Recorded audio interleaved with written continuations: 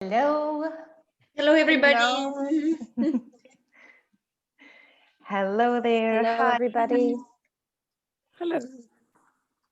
Fantastic. Great. We see almost everybody has connected camera and mic, which is fantastic. Great to have so many of you here.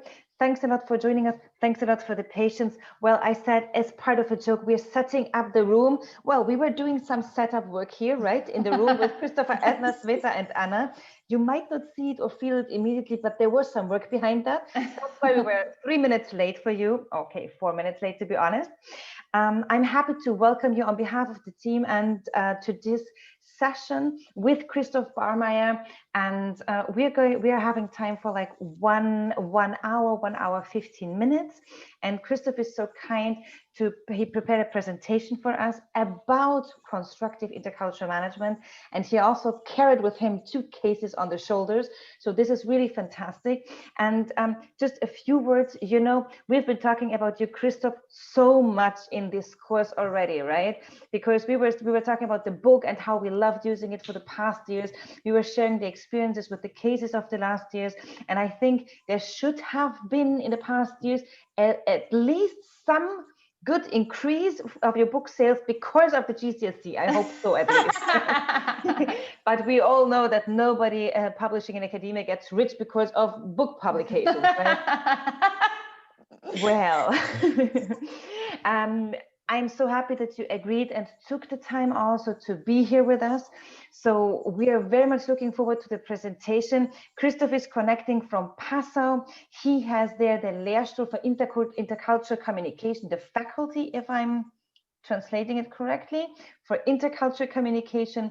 And we have been working and relating to each other for the past years. Christoph was also already invited by Theatre Austria, so he came to Vienna and visited us for a fantastic speech. So it's many years that we're in contact, and thanks again that you take, I know you're super busy. There are a lot of requests for intercultural communication and your topic these days, or these years to say so. So thanks a lot for taking your time, being here with us. And well, everybody is waiting for your presentation, so I stop talking. That only happens if I mute myself, what I'm doing immediately now. And Christoph, we are looking very much forward to your presentation. Thank you very much, Barbara. You are always not only very communicative, but innovative and charming. And it's always a pleasure to meet you and being part of projects. And I really admire what you do. I said the Fantastic Force with this course.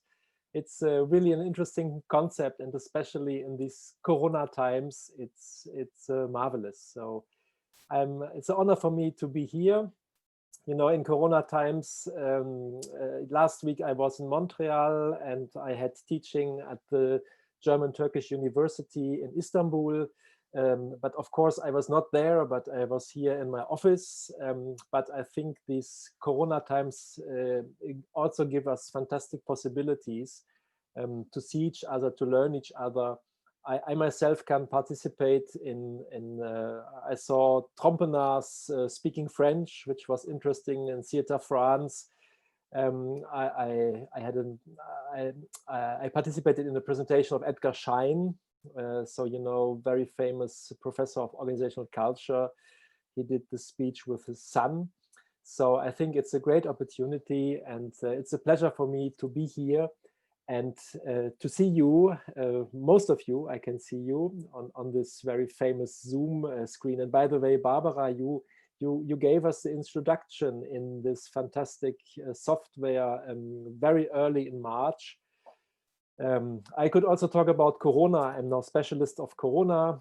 And as you perhaps heard, there is an interesting company in Germany, by the way, founded and led by a Turkish scientific, a migrant. He came to Germany at the age of 4. His parents worked for the Ford company in Cologne.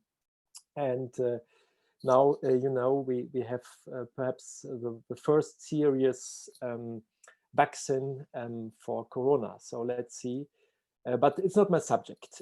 My subject is another subject, and therefore I'm going to share my screen. I was wondering if I can really I can really make you learn something, and I was asking Barbara, well, perhaps we should just ask and discuss. But I prepared a presentation, and we can stop at every moment. But perhaps it's interesting for you to get some more input. So in general, I would like to talk about two qualitative studies, case studies, but not in the sense of my book. You know, these are pedagogical case studies, even if there's a theoretical background, but this here is more research, but of course, applied research. So first of all, I'm in Passau, so close to the Czech and Austrian border. And when I went to Barbara, I took the high-speed train to Vienna. So this is Germany, very decentralized country. And this is a view on the city of Passau, a medieval city of the 14th, 15th century. My office is here, you can see it, and my apartment is here. So in the morning, I go. I can have this nice atmosphere. This is a university, a young university, 40 years old. We are in these famous rankings, Times Higher Education. I don't like rankings, but now we are in it. And we are part of the best younger universities. So they make now a ranking for younger universities. Myself, I did an apprenticeship in a bank. I was a student at Passau. I then did a doctorate in Saarland, a part of Germany, close to the French border. I lived in Quebec, in Montreal, and also in Paris. I was a university teacher at a business school in Strasbourg. And now I returned 10 years ago to Passau, this time not as a student, but as a professor. I'm also a consultant and a trainer. And I did a lot of things, especially for France, or preparing German managers for activities in France. This is my chair, so my PhD students and collaborators, and we all work on different research projects, which is, you know, the constructive intercultural management. We also work on the subject of transfer and recontextualization. So what is going to happen if we transfer managerial practices in another context to China, to Brazil? How are these practices reinterpreted? A very new thing we are doing is looking on migrants, and especially migrant entrepreneurship. I think this is a very, very interesting subject, which till now, you know, there are a lot of things working on intercultural management, a lot of people working on migrants, but not putting it together. And I think all these interesting aspects of language, of culture, I mean, they are really here in this field of intercultural or migrant entrepreneurship. So this is a new field I would like to do research in.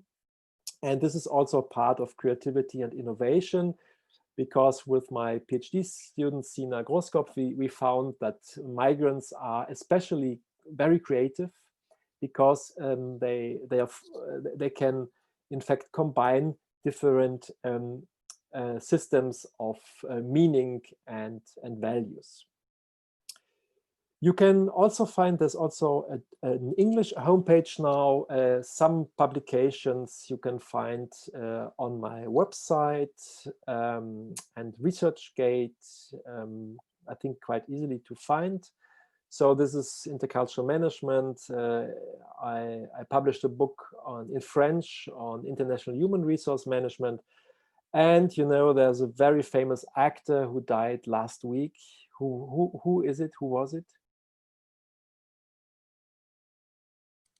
James Bond. Sean Yes. Connery. Sean Connery. Sean Connery. Yes, Sean Connery. And this is some of the nice things you also can do as a university teacher. I'm a Bondologue. I'm a specialist of James Bond, like Umberto Eco, by the way. And I do teaching on James Bond films with a colleague. And we published also a book, The Spy Who Impressed Me. And I can tell you the students love this course because you can show all the intercultural world with the James Bond films, and especially during 50 years. And you can really see societal evolutions with James Bond films.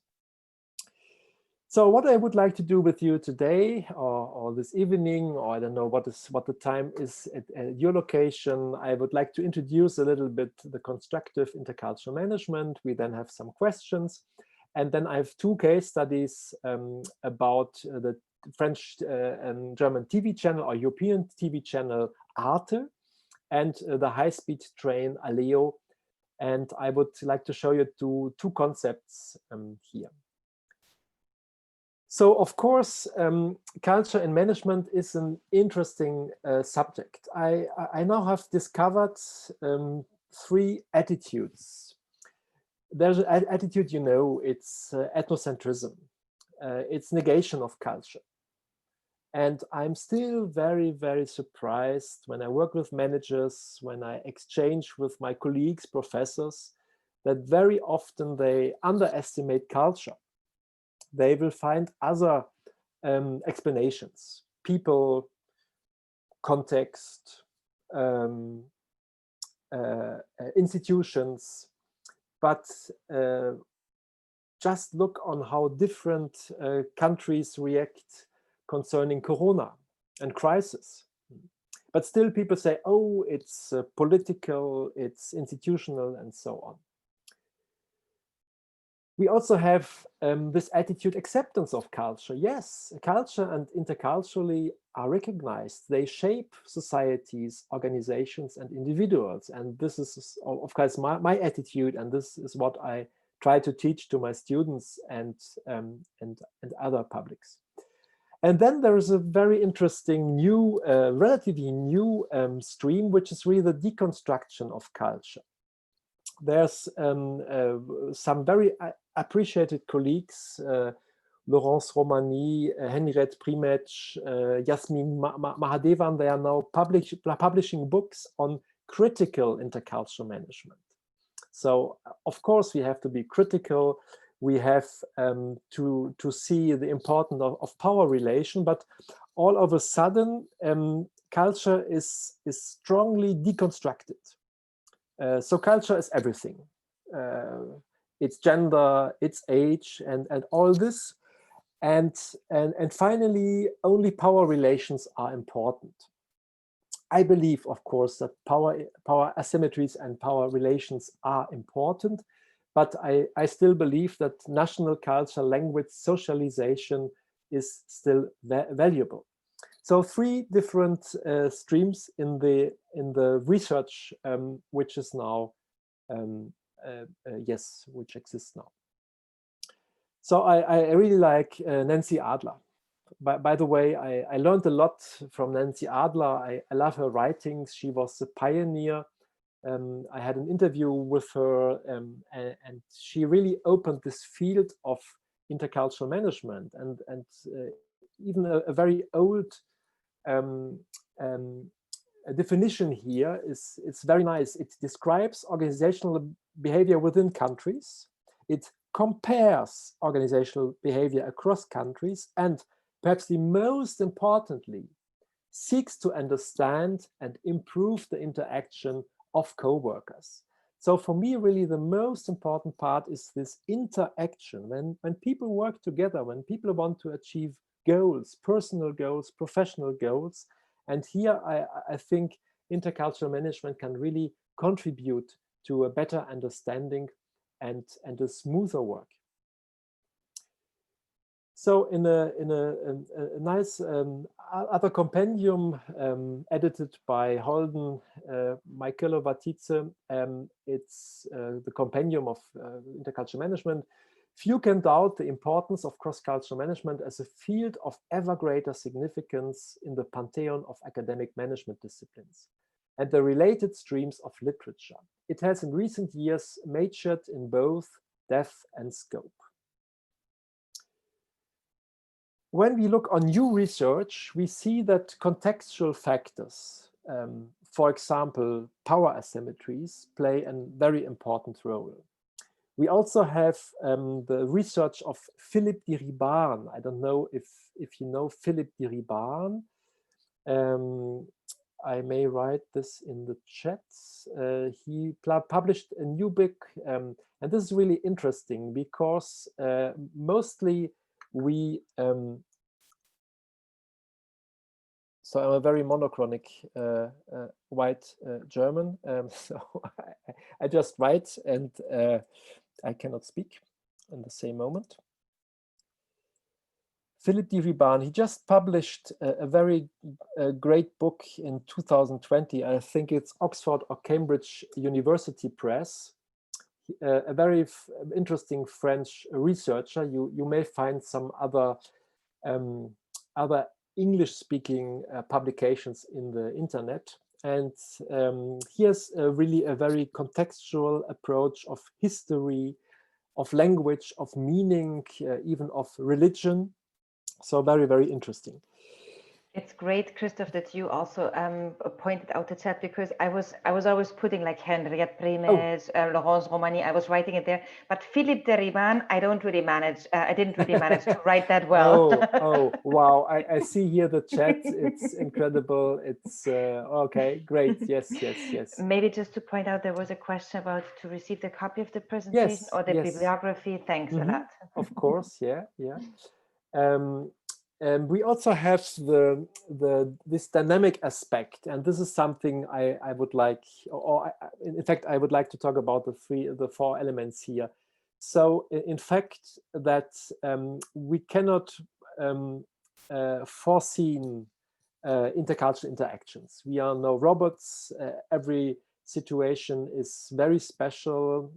I think we all here, we are more or less intercultural, bicultural, and so we have to look on dynamic, multiple, and hybrid cultures, interaction and processes.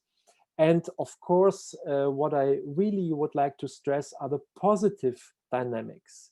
We know so much about the negative dynamics. And also, if we look on Corona, we can also talk about negative things, but we can also talk about the positive things this pandemic brought to us.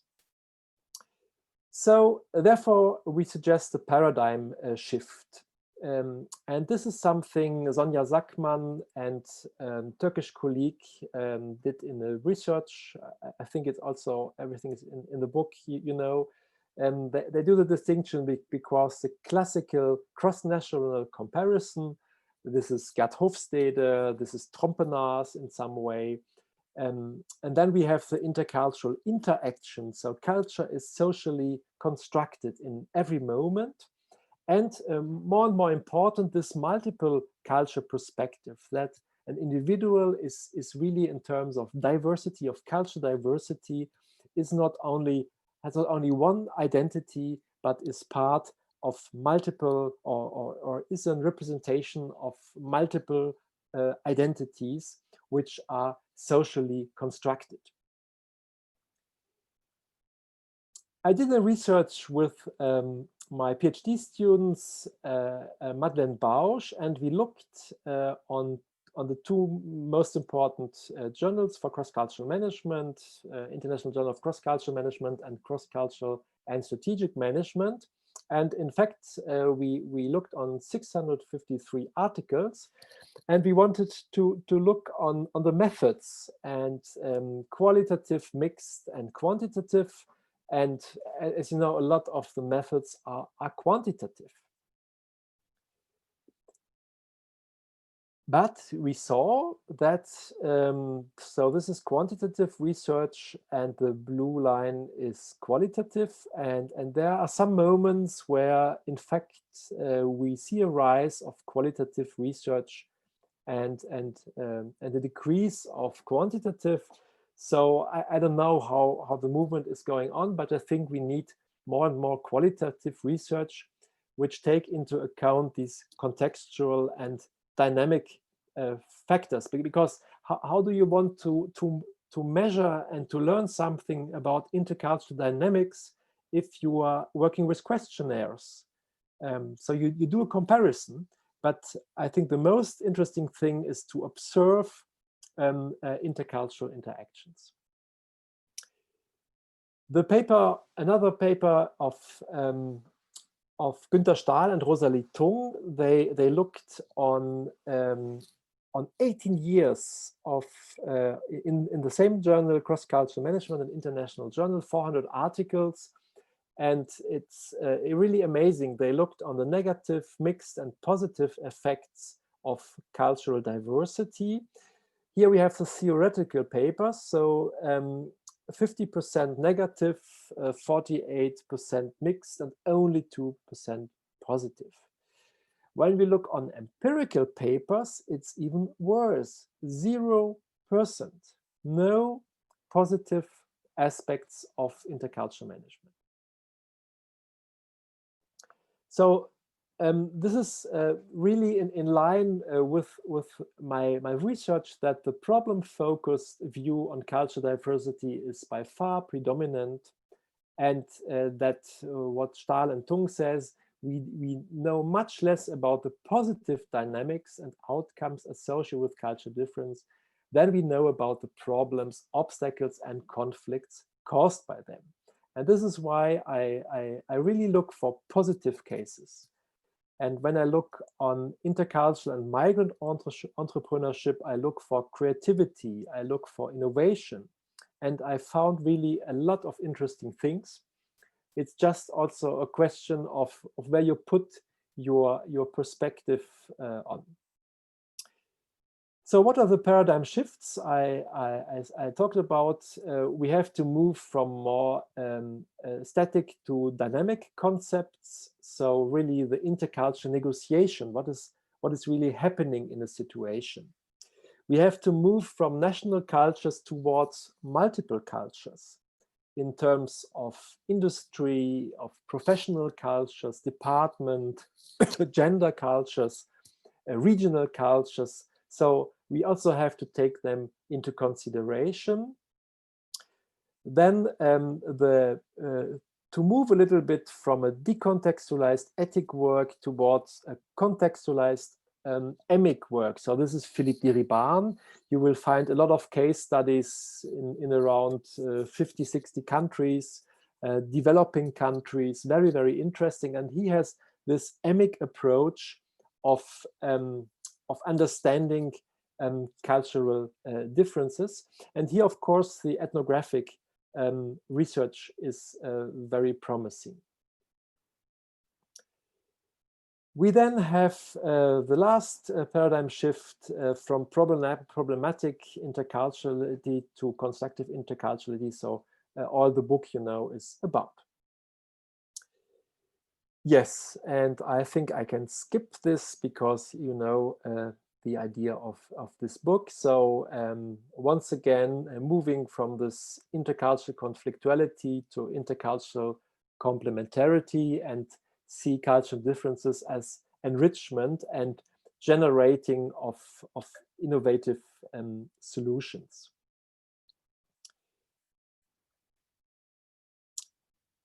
Are there till now, before I start with the case studies, any questions or remarks? I think one of the questions was related to the bibliography, of course, because it was creating a lot of interest. There's some of the authors that you mentioned. I'm checking again. Maybe there is one question that already came up and somebody wants to unmute him herself now. If there is something. Yes, I have a question. Thanks, Amy. Go ahead.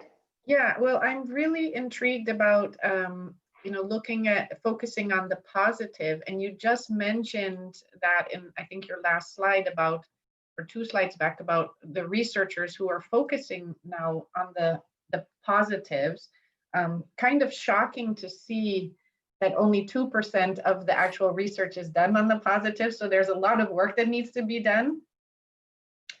I'm curious, are there people who are leading this movement? And is this related to other areas, for example, of positive organizational behavior or positive psychology, or how does this fit in? That's a very interesting question. I say to my students, there are different reasons for this. I think one reason is that in general, people or we all together, things which went right and good and normal, we do not consider them. And only if things get wrong, then it's negative. So I think it's something very, very human. And this is why positive psychology is something very, very interesting. Because we all know we cannot change the world. We may change little things in our environment, but we can change our attitude towards the world.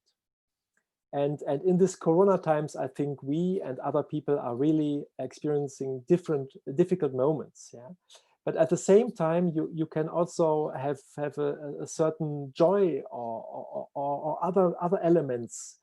I was having so many nice phone calls with old friends. We had Zoom aperitifs. So I think it's up to us to look also for the positive things. And this is all positive psychology about, and positive organizational scholarship. There is, so I don't know if you are familiar, I may write this in the chat. So for positive psychology, it's Seligman. And then for positive organizational scholarship, it's Cameroon. This is one aspect. In general, social science are critical. And more of my colleagues and the younger generation, the names you find here, Laurence Romani, Henry Primich, they are very critical. They are sociologists. And they have a certain view on the world. And they care very much for this critical view. I would really say that some scientific journals become now very ideologic. So if you don't care for those who have no voice or less voice, your article is rejected. This is a very new phenomenon. Yes, so this would be a commentary on this. And I published an article with Laurence Romani about cross-cultural management and paradigms, scientific paradigms, in 2018. I think this is an interesting article because we talk about 4 paradigms: the functionalist positivist paradigm. This is very, very close, or this is based on science. So you just present facts. Yeah? Natural science. You find this a little bit in management studies and this. Then there's the interpretive paradigm. So you try to understand, to look behind. This is Philippe Diribarne. He's quite much in this language universe of meanings. A third paradigm is the critical one. So you look on power asymmetries and things which doesn't work. And of course, because you want to make the world better. Yes, because you learn from the problems. But for me, there must be one step afterwards. You just cannot say it's everything is problematic and then stop. And normally they stop there. And the fourth paradigm is the postmodern paradigm. And this is really where we are in. It's built on Foucault, on Derrida. So the world, everything we are now experiencing in terms of space, time, generation, everything becomes fluid. And perhaps you know the VUCA world. Volatile, uncertainty, complex, and ambiguity. And we are now really in this postmodern time. And of course, cross-cultural management also have to deal with this. I hope it was too long. Thank you so much. Great. Thank you. Thanks a lot, Christoph. Maybe we pick up on one more question that was coming into the chat from Almendra. Almendra, you're unmuted. If you want to just ask a question, it would be also fantastic. Sure. So my question actually has to do with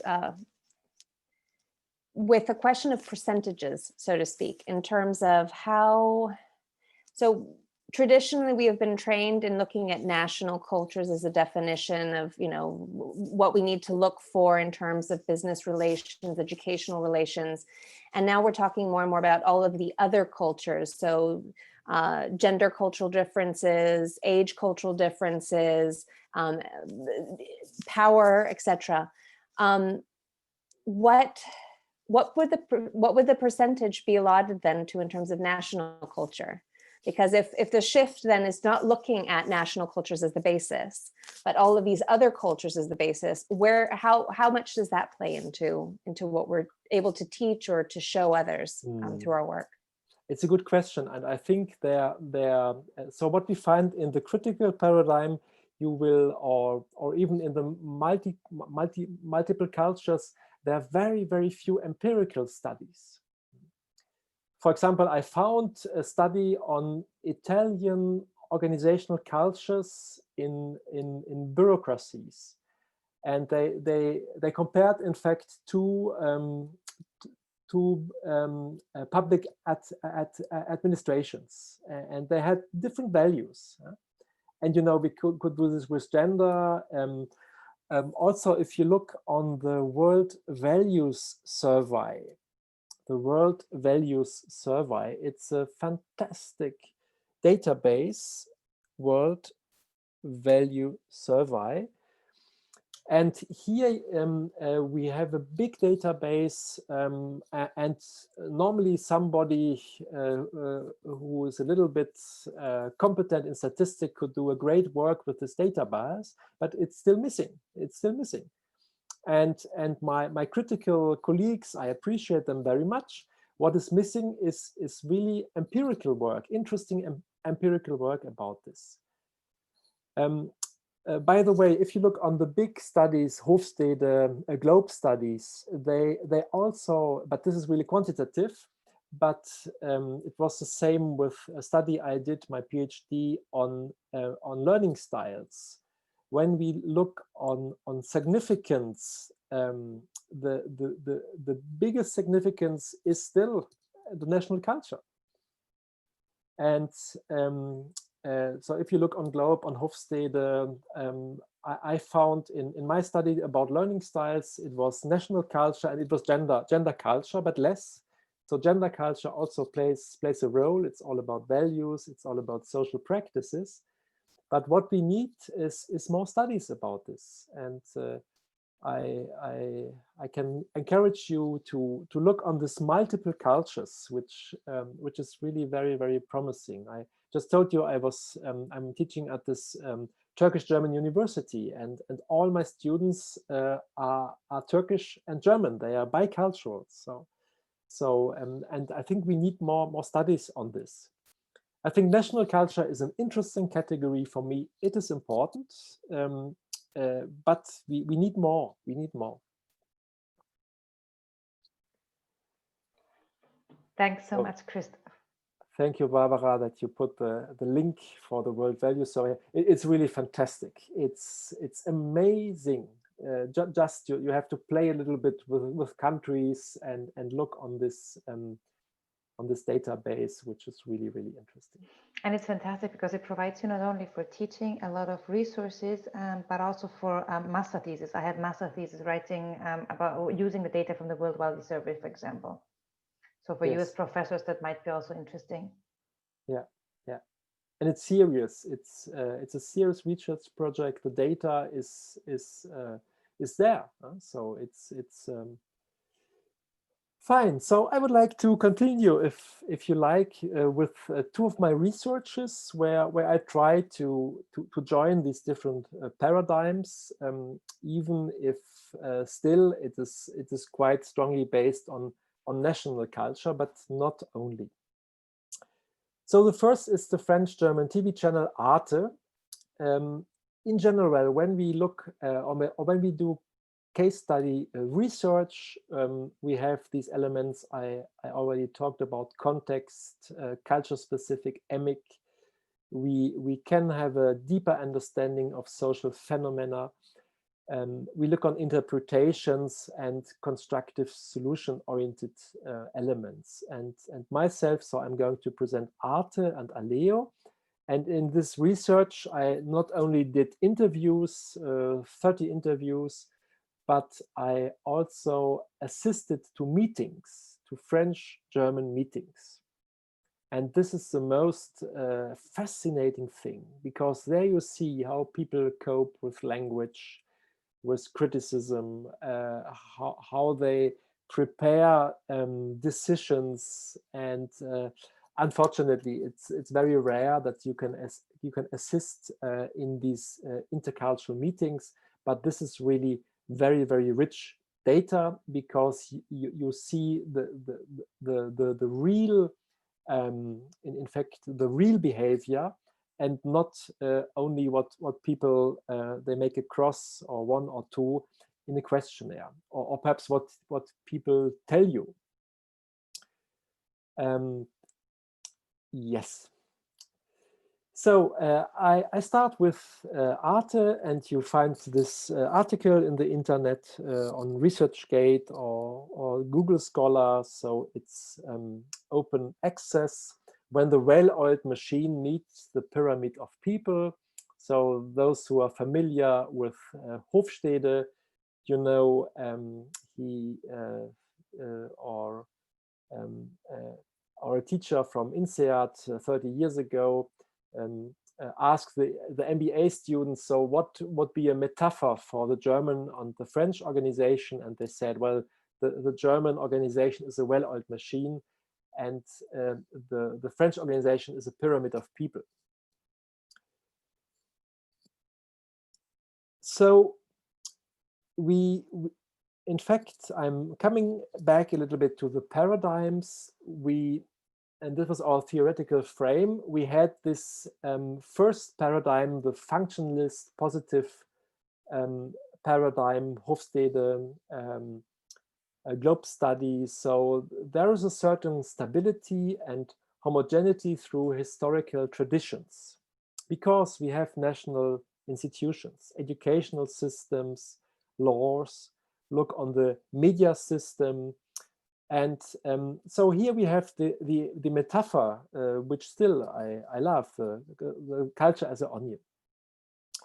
We then have the dynamic, interpretive, constructive paradigm here. And this is full of dynamism, heterogeneity, and interactions, and this multiculturalism. So you cannot say there is a national management style, a German, Chinese, but we have this hybrid management styles. And colleague Tony Fang is using the metaphor culture as an ocean. So it's really this fluidity. We propose a multi-paradigm paradigm. So in the sense of constructive intercultural management, how can we put these a little bit together? So of course, cultures are rooted in history and in space. Nevertheless, they develop and they transform by every interaction. And this is why we used the metaphor of an ever-shifting, ever-changing ice pack. So we have these elements, these stable elements, but sometimes we have this fluid elements here. Arte just had 30 years anniversary. So if you go on the internet, but I think unfortunately it's in French and in German, but you have great elements here on the birthday of Arte, so very famous and very unique binational or European TV channel. And also for us, the interculturalists, it's really the idea of a cultural and international character to promote understanding and a rapprochement between the peoples of Europe. So we have really here this vision and this mission of Arte. I think what is quite interesting that we have really at one place hundreds of employees coming from two different cultures. It's in Strasbourg, and they work every day together, the same office. So they are constantly confronted with language, behavior, values. So this is really very, very interesting. And what is also interesting is in terms of gender, 63% are women and 37 are men. 72 are French and 24 are German. And I think even you have got more leaders than employees. So it's a little bit, the world is a little bit special here in Arte. So when we look on the stable approaches of culture, we really found some typical French and German elements. And by the way, I didn't mention it, but the research is done with my colleague Eric Davoine. He's a friend and a French professor in Fribourg in Switzerland. And we really do our research as a tandem. So we do all the research together. The conception, when we do the interviews, when we assist to the meeting, when we do the interpretation. So it is also an intercultural research as we do it as a tandem, I say, you know, cycling together. And of course, it has an impact when you do an interview with a French art manager and you are German or you are French, it will influence in some way the research process. So we find a very strong hierarchy. The French uses still the word of superior, of patron. They do the distinction between cadre and non-cadre, which is top manager or leader and employee. And they very often use the N+1 to say I'm higher in the hierarchy, and the N-1, I'm lower in the hierarchy. So you remember the pyramid of people? In Germany, or for what was important for the German managers was the managerial function. So what do I do? And they very often use the word Kolleg or the word Führungskraft, which is quite bizarre in German, and it's difficult to translate because it's completely, so there's no human being in it. Kraft is power. And Führung is leadership, so it's leadership power, but there's no person anymore.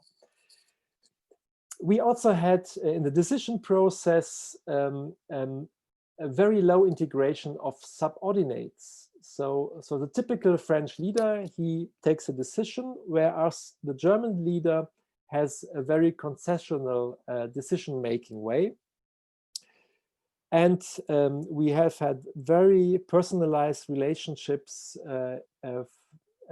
concerning the French middle managers and the German middle managers that are very, very much formal. And what is really interesting, people worked for 10 years, for 20 years together, and still they keep some way, it was sometimes stereotyped, they kept their typical national ways how to work. So this is the stable approach of national cultures. We really found, we did 32 interviews, or 31. We have had 600 pages of interviews, of transcripts. And now we are going to make, I think, a qualitative analysis of the keywords. So what were the keywords in France and what were the keywords from the German managers? The second paradigm, the dynamic approaches of culture. And this, of course, we have in Arte of this interaction. And here a German masculine manager said, when you work with the French, you have to be aware of the subtext and the non-rational dimension. If I need to talk to a person about something longer or more complex, I'll call and we'll meet at the office or at the cafeteria for lunch. So this was a German female manager, and she learned during her professional socialization at Arte that when you work with the French, you should have a coffee or a lunch. And then a lot of things are going very, very smooth, much more smoother than if you are sitting in a meeting room. A French masculine manager said, my leadership style comes from the confrontation with the German colleagues. The approach that I have learned in French business schools was the model of the enlightened despot, le despot illuminé, who can solve every problem. And they, my German colleagues, told me, wait, you should also listen to our view. So here we can see the adaptation from the German side and the adaptation from the French side. What is really more interesting is hybridization. So what is new? How a new culture is developed. And here a French manager said, we had to develop an own way of making our job, of writing our texts, and an in-between solution, which takes into consideration the German and French groups. A French female manager said, there is a specific language at Arte because there are German words that we use when we speak French among we French. It is also amusing to see that there are German words that have been franchised and vice versa. So they don't speak English, they speak French and German, and there are a lot of phrases and words we cannot understand as an outsider. And here we can see that this is really very specific. It's really organizational culture of journalists, of French and German, of artists, so they have their own language. And when they recruit somebody from the outside, these persons are completely destabilized because they don't know where they are. Arte has created a third space, a new culture, which for the members of Arte is normal, but for an outsider, it's very difficult to understand. Yes, because you don't have any orientation. A German manager said, we drill deeper, we question much more than a national company does, and that's why new things always come into being. So this is sort of creativity and innovation, because you question always things. Finally, it's quite stimulating. It's a French manager here. It forces us to find a third way and somewhere to find creativity.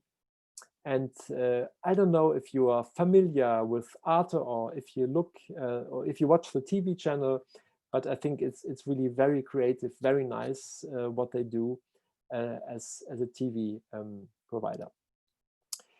So in fact, what we discovered that we have stable elements, classical elements, but we also have this dynamic approaches of cultures. So we have the onion, we have the ocean, and more and more we have this ice pack. And my plaidoyer would be to look more on this multi-paradigmatic approach to combine these two approaches here. So this was the Arte case study. And if you wish, we can have a little discussion. Thanks so much, Christopher, again. Thanks for the case, for presenting the case. Let's see, I was checking on the chat. There were not questions coming up, but somebody was showing or sharing a link to a book recommendation as well, Third Culture Kids. Is there somebody who has a spontaneous question, or maybe you prefer to move on to the second case study and then discuss afterwards? Let's see. I have a question about the research method, Christoph. You shared the quotes from the in-depth interviews, correct? Just a quick question. How was the interview guide constructed? And then was there a quantitative component also in the research project in Arte? So initially it was a questionnaire we based on a work of Giuseppe Delmestri. He's actually at the Vienna Wirtschaftsuniversität, and Peter Walgenbach. It was about middle managers. And middle managers, so they are really the people who are confronted with top management and the employees, and so it's a very interesting position in terms of interfaces. And it was qualitative, but we how can I say, we enlarged it with questions on language, on culture, on synergy. So we really ask also the question on synergy. And this is interesting because if you normally do interviews with people on intercultural situations, they also will tell you everything which doesn't work. Yeah. Language. Yeah. What was the language of the interviews also? Was it German or French? Because you shared with us the English version, so I'm curious about this linguistic transferability. No, and this is really our culture-sensitive research. When we had a manager who was French, we were talking French, and with my French colleague Eric Davoine, but I'm also fluent in French. I would say English is my third language. I don't feel very comfortable speaking English, mais j'aime très bien parler français. But it was interesting because there are some little expressions, even non-verbal expressions. It's incredible. I didn't get where my French colleague, he got it exactly. Especially the French are very implicit. It's a formulation, it's a look, and my colleague Eric, he knew exactly what was the meaning of it. Because sometimes French, they say something, but this is the formal way, but how they say it, there's the message. And this very often I didn't get. We also had the part of the Germans, and Eric and we wrote an article on rapport. There's my colleague, Spencer Oti. She's also in the book. I think it's the British-Chinese case, Spencer Oti. She wrote interesting things about rapport. How can we create an atmosphere of trust when we do research here? And we clearly found that my French colleague could create in some way more trust with the French colleagues, and I with the German colleagues. And you know, all this French system of Grande École, of business schools, and at Arte it's the same. You will find a lot of people who did École Nationale d'Administration, who did HEC. So this is the best business school in France. And my friend and colleague Eric, he will find the right word and the right habitus to talk to these people. Whereas I had to deal with Germans, they did Verwaltungsakademie, they did administrative studies, they did journalism. And they have a much more easier approach, in fact. And so I could better deal with these. We didn't did a quantitative study. I have a PhD student. She does it now, or she has done it, but you don't really learn more. But what we want to do is, in fact, to look on the 600 pages and look on word frequency. So we discovered very superficially that the French, when they talk about management, they use very often the word control. A word which was very, very less used on the German side. On the German side, we saw very superficially participation. And now we want to do with software analysis, we want to look on the material we still have, the 600 pages. Thank you very much, Christoph. Yeah, this is very interesting. You know, the backstage of the research, all of these aspects that are related to the instrument, language, transferability. Really appreciate your answer. Maybe could I just also add in here, I think it's wonderful because you really show also the complexity of, you know, the multi-layered approach to the research analysis. I was going to ask exactly about that non-verbal component, but you've already talked about it. I think it's wonderful. You mentioned that you don't feel that a quantitative analysis would have added any more to your work. And so I'd just like to maybe pick up as well on this idea of mixed methods approach.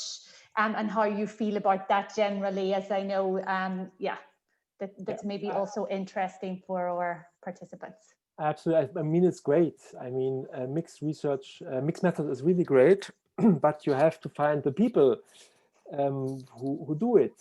And there are very few, I think. And we have now, at the moment at my university, we will, how can I say, there will be two new professorships. Mm-hmm. And one is quantitative research and one is more qualitative. And we still have the idea to find people who can teach and do research on quantitative and qualitative methods. But it's not easy because difficult. And it's really different worldviews. Mm-hmm, I mean, absolutely. I have good friends and colleagues. They do quantitative research, and we discuss. We can fight because mm-hmm. we have really different worldviews. What is research? Huh? Mm-hmm. And I admire people who use these mixed methods. For me, the real intercultural research should be done. If I exaggerate, there should be really diversity in the research team. Mm-hmm. Generation, gender, ethnics, and we also should have quantitative and qualitative methods. Mm-hmm. And then we could really have an intercultural research. Mm-hmm. There will be a very, very interesting book, but it's really more on research. It's I don't know, I just write it down. It's Lauring and I think Guttormsen. I don't know his name exactly. It's a Scandinavian name. And with Eric, we wrote an article on rapport and the qualitative research process and how we build rapport in our research. And it's a famous book which will come out, I think, next year in January. So it's what is the name? But it's something with doing research in intercultural contexts or something like this. I may send you the thing. So those who would like, because in fact we say research is such a linear process. But it is not. It's mm-hmm. a process of questions, of irritations. It's a iterative way. And if you look on research, it looks like this. Yeah. Mm-hmm. And then if you talk, or if you have talked to Hofstede, how he got the data, and you know, it was the data was more or less already there and nobody was interested, so Hofstede mm-hmm. used it. If you talk to Philippe Diriban, how did he get into the big companies? Because these were ancient students and they let him in. And normally in the research, it's so formal, it's so, how can I say, but I think we have to be much more frank. I mean, we are all humans, and how things come, and we rationalize a lot. Yeah? Mm-hmm. Thank you very much. Okay, so I may continue with the last case study, which is also really nice, and I will show you some nice pictures here. And this is the this is Aleo. So you will not find the name because it's a joint venture, but you will find SNCF, Société Nationale Chemin de Fer, et Deutsche Bahn, and same research with my friend and colleague Eric Davoine. We integrated the theoretical framework from Marioko Brannen, which is negotiated culture. And this is in the idea that that people coming together with or from different cultural backgrounds, they negotiate meaning. So meaning is not just transferred, but it is negotiated by social interactions. So same, it takes into account context and ambiguity, and we have a reciprocal learning. So you all know when you work with students or managers, we have to take into account their experience, their reflection on intercultural elements. And like art, I mean, if you work 10 years in the intercultural context, you will adapt, you will change your behavior. And so, same idea, they emerge new forms of organizing, new forms of management. So this is the model of Marioko Brannen. We have the cultures of origin. So we can say all the multiple cultures we already mentioned. And so we start with a range of assumptions, values we import into the work group. We then have the organization. For example, the structural and contextual influences. And I showed you at Arte, 70% or 60% are women, 70% are French. So this, of course, has an impact on intercultural management, on the organization. We also have the idea of individual influences, personalities, everything we bring with us. And then we have issues. We have issues we have to discuss, we have to negotiate. And then we have as an output the negotiated culture. So I'm going to talk about these issues. When you run a high-speed train from France to Germany, there are a lot of issues and differences. So this is the case. Aleo is a joint venture of Deutsche Bahn and SNCF. The headquarter is in Strasbourg and in Saarbrücken, somewhere here. And so the idea is to enter the foreign market.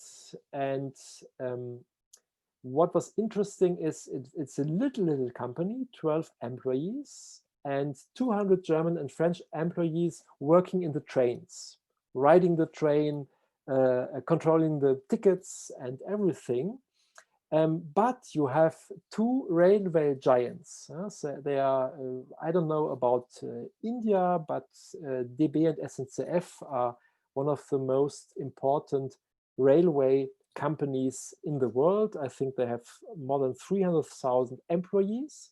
And then you have this little intercultural entity of 12 people. So it's a structural and strategically, it's an interesting context. And they have to develop new forms of cooperation. So assure the high-speed trains, assure security, punctuality, service, pricing, marketing, everything a company has to do. Reservation system. And in fact, there are a lot of differences. I don't know if you have already taken the French TGV and the German ICE. So it's not the same train. It's not the same traveling, because it's really quite national engineering. This is the German train made by Siemens. This is the French train made by Alstom. Different techniques. It's really already the technique is very cultural and very different. We then have the question of speed. So you know, now nearly for 20 years you can go on the French side from Paris to Marseille, 850 kilometers in 3 hours. 3 hours, 850 kilometers. Try this in Germany. In Germany, we have the federalism. So even if you have high-speed trains, they have to stop somewhere. Every 40 minutes, every hour. So, and then you have to wait, and then you are late. And the French, they just go very, very quickly. And if you talk to German engineers, they said, oh, but scientifically, it's much more bad for the environment if you go very quick, because it's enormously consuming electricity. It's better to go at 200 kilometers than 300 kilometers. But the French say, well, but it's great to go at 300 kilometers, and we don't matter. We have nuclear energy, so it doesn't matter for the consumption of energy. Also the information. So I don't know if you can see the French here. It's a little bit difficult. It's wagon 17. It's Strasbourg Paris Est. It's much more clear on the German side. Very interesting, and a big deception of the Germans. So they go to Paris in the French TGV, and they want to have a good French meal, as they are used to it in the German board bistro. And then they are confronted with plastic, normally cold dishes. So this is a high-speed train here, running 330 kilometers. There is no vitrine, and so really a very different conception of eating. And this was here my soup. And so different concepts of this. Big difference. If you enter the German ICE and you have no ticket, you can buy a ticket. It will cost you a few euros. If you enter the French train, it can cost till 375 euros. And so we see that even the profession of the conductor is different. And they told us, in fact, the French conductor is the flic. So it's the policeman. The policeman looking for the tickets and giving fraude, giving here une amende. Whereas the German conductor is a steward, service-oriented, and selling you a train ticket. And one big difference and discussion was really, what is my professional identity? What is my role? What is my function as a conductor? And this was discussed. It was incredible. For example, in the first when you voyage first class, you have the possibility that the conductor is calling a taxi in Paris, or he will sell you yes, a train ticket for the metro. So already you have your ticket and you can go to the metro. And then there was a discussion that the French conductors didn't want to offer this service, because it was not noble. It was not their métier. They don't sell metro tickets. It's bassement. It's not accepted. So this was one of the most important parts. We also have the advertising. This is the German advertising, so it's very structured in terms of police, of colors. And you see here gain time, and you go to Amsterdam in 4 hours, Brussels, Paris, or here 33 emails, 6 SMS, 4 phone calls, and a bœuf bourguignon, so which is a French meal. The French advertising for Germany was quite different. So the idea was Germany from 29 euros. It's the moment to look behind your cliches. So you see here this Bavarian guy, but behind you see young people drinking a sparkling wine. This was for Frankfurt. So this is the German Wurst you see here. But behind you have great museums in Frankfurt. So it was really nice to see, because the Germans didn't like this advertising. They found it was really stereotyping, and the French, they were laughing at it.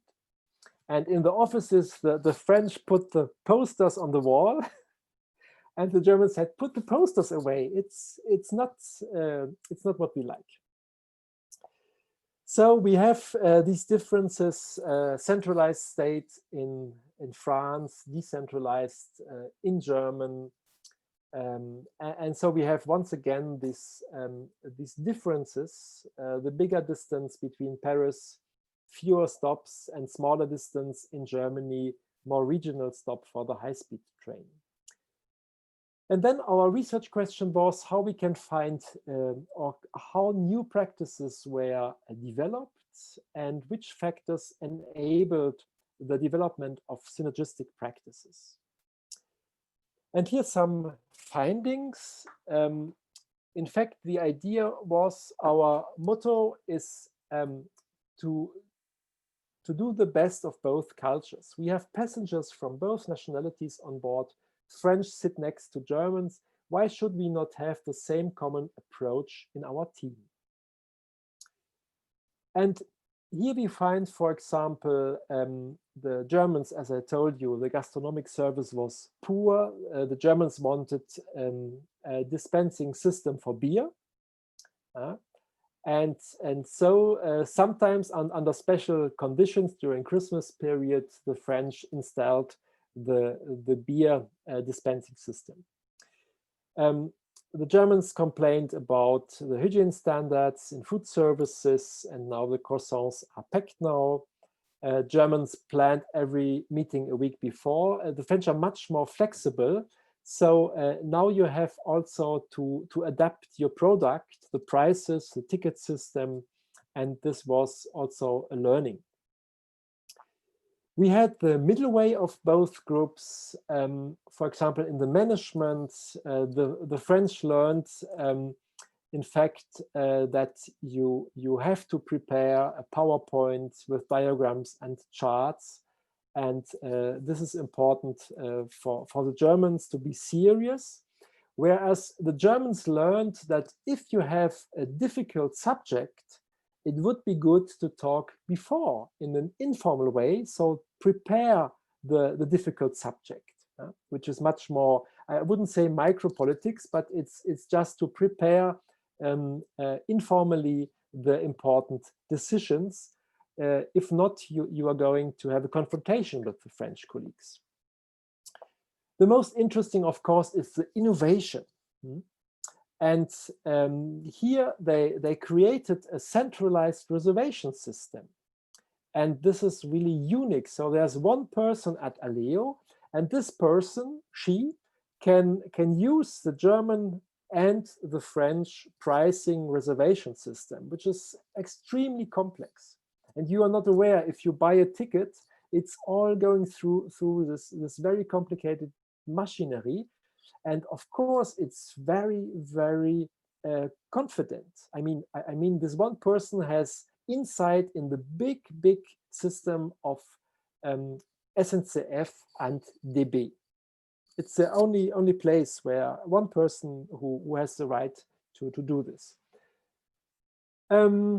Yes, and this is really the most nice part. They created a bilingual team of train attendants. So very often the French speak German, the German speak French with an accent.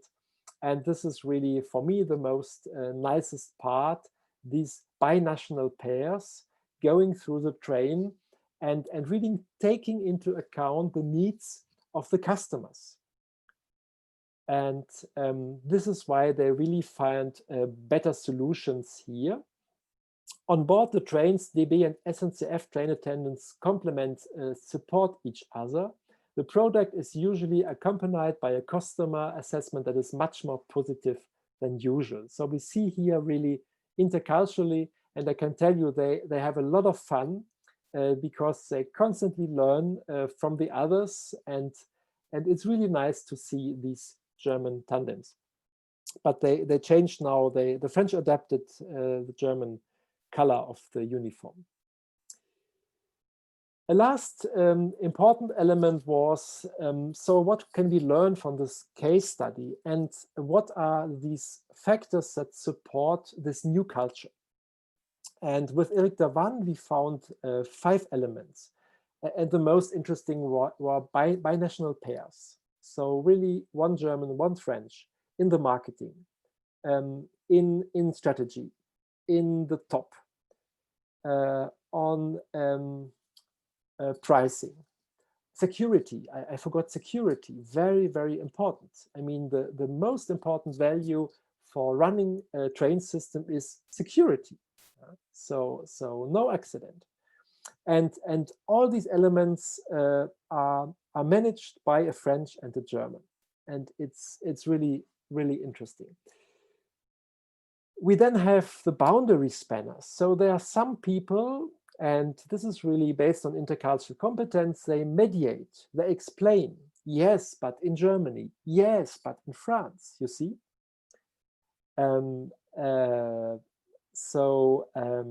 Yes, I have to look on the time.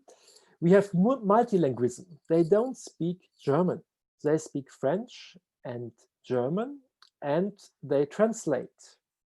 And they told me it's very important for security reasons. So we exactly translate a word, and we don't use the English language because we even have the special words to design the technique elements. We have to say intercultural competence, intercultural learning, they assisted, most of them assisted to intercultural trainings.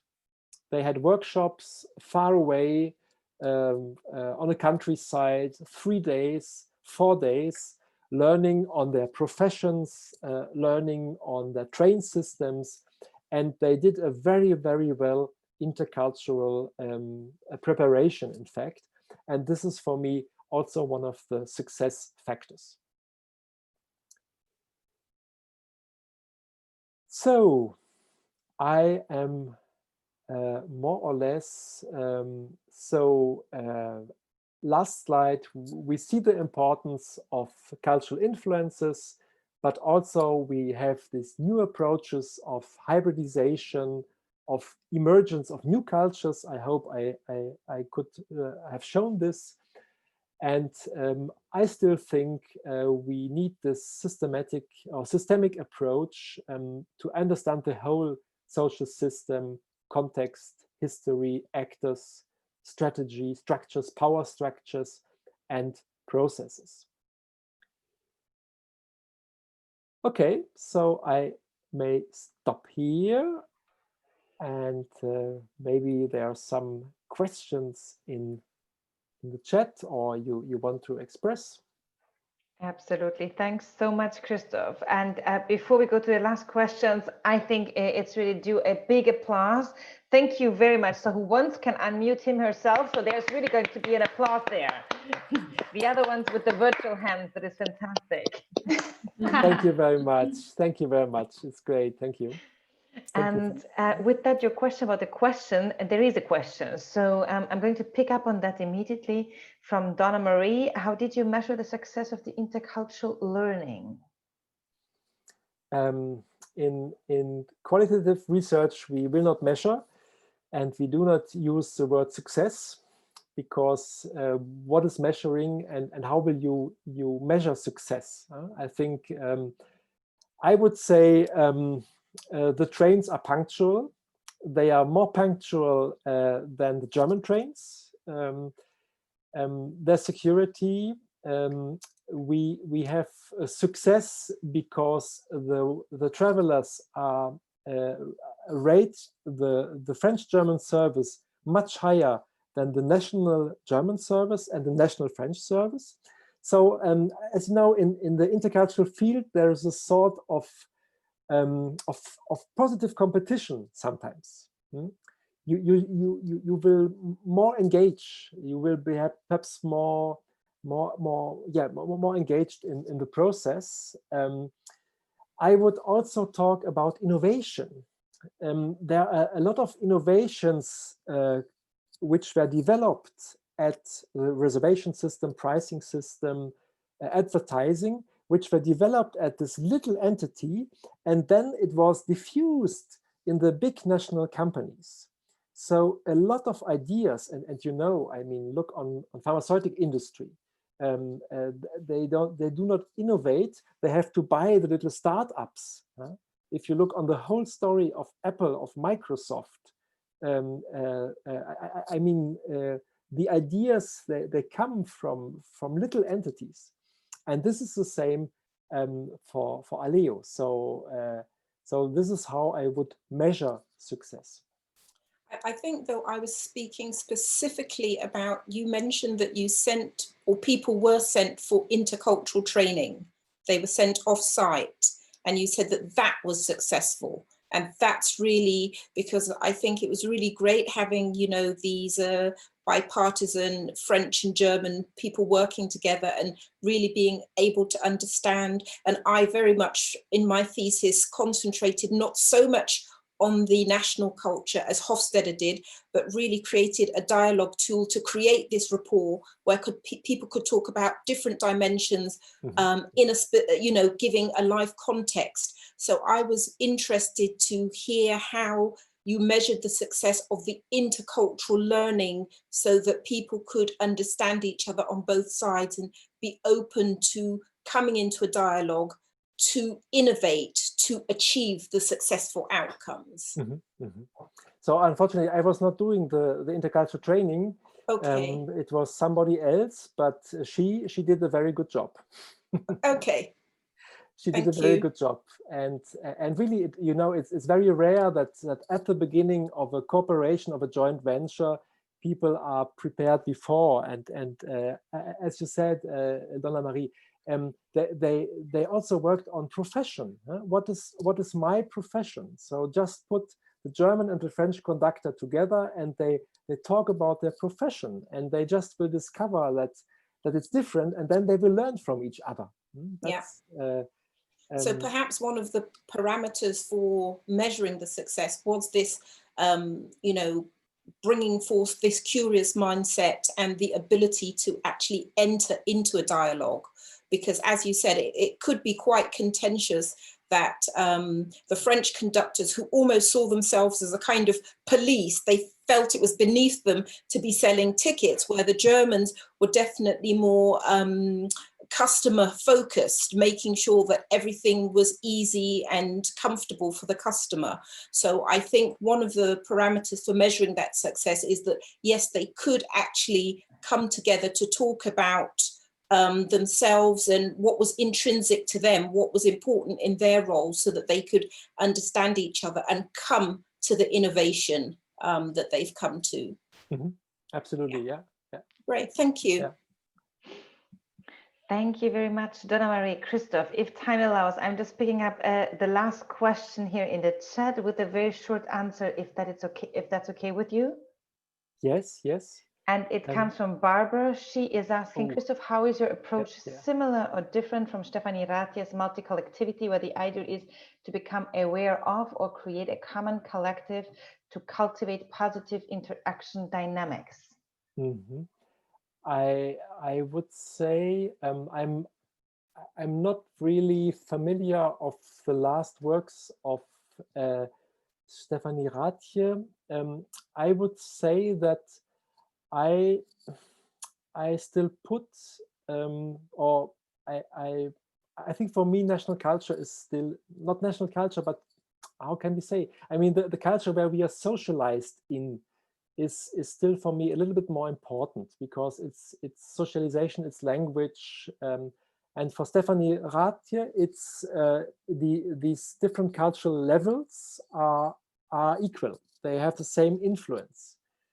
And I don't believe in this. I mean, she told me that I think her grandfather was a fisherman and in the north of Germany, and he has more in common with a fisherman from Indonesia than his neighbor, who is a farmer.